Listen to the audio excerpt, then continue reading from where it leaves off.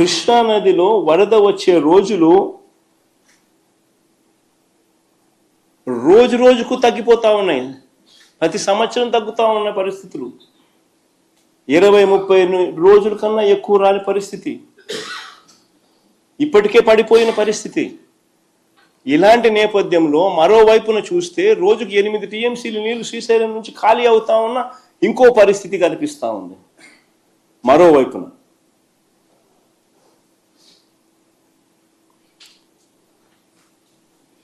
లిఫ్ట్లు ఒకవైపున అయితే రెండో వైపున ఎడాపెడ ఆపరేట్ చేస్తూ ఉన్న పవర్ హౌస్ ఆపరేషన్స్. కనీసం అటువైపున నీళ్లు తాగడానికి ఉండవు, కరువు పీడిత ప్రాంతం అది అని చెప్పి కనీసం ఆలోచనలు కూడా లేకుండా ఎడాపెడ పవర్ హౌస్ ఆపరేషన్స్ చేస్తూ ఉన్నారు. శ్రీశైలం నుంచి 777 అడుగుల నుంచి 825 అడుగులు నుంచే తోడేస్తా ఉన్న పరిస్థితి, నీళ్ళు ఖాళీ అవుతా ఉన్న పరిస్థితి. మరి ఈ తక్కువ సమయంలోనే ఆల్రెడీ కట్టి ఉన్న ప్రాజెక్టులకు నీరు నింపలేని పరిస్థితిని సరిదిద్దే కార్యక్రమమే రాయలసీమ లిఫ్ట్.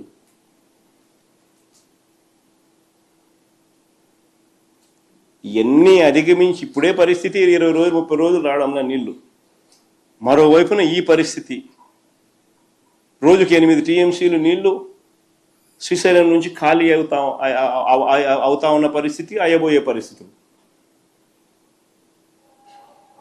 మరి 20-30 రోజుల లోపల ఏ రకంగా నీళ్లు రాయలసీమ ప్రాజెక్టులకు అందుతాయి? దాన్ని సరిదిద్దే కార్యక్రమమే ఈ రాయలసీమ లిఫ్ట్. కొత్త రిజర్వాయర్లు ఏం లేవు దీంట్లో. ఉన్న రిజర్వాయర్లకు నీళ్ళు అష్యూర్డ్గా పోయి పంపించే కార్యక్రమమే ఈ ప్రాజెక్టు.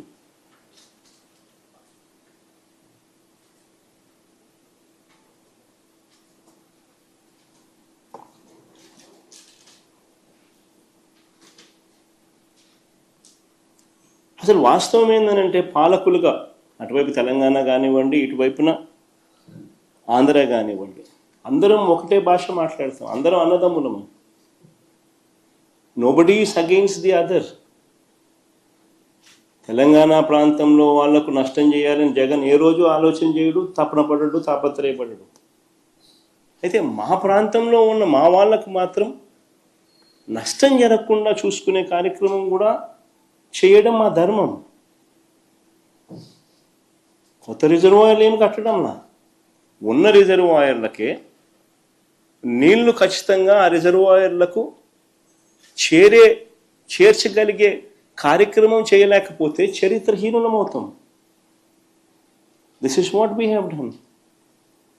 దీంట్లో ఒక ఎమోషనల్ డ్రామాస్ ప్లే చేసి భావోద్వేగాలను రెచ్చగొట్టి ఇరు ప్రాంతాల ప్రజలకు మధ్య గొడవలు క్రియేట్ చేసే కార్యక్రమము పాలకులుగా ఉన్న కొంతమంది చేస్తూ ఉన్నారు. తప్పది. ఫ్యాక్ట్స్ కరెక్ట్గా చెప్పాలి. కరెక్ట్గా చెప్పినప్పుడు ప్రజలైనా అర్థం చేసుకుంటారు. అందరం అన్నదమ్ములుగానే ఉన్నాం, అందరం అన్నదమ్ములుగానే కలిసిమెలిసి ఉన్నాం, కలిసిమెలిసి పెరిగినాం కూడా.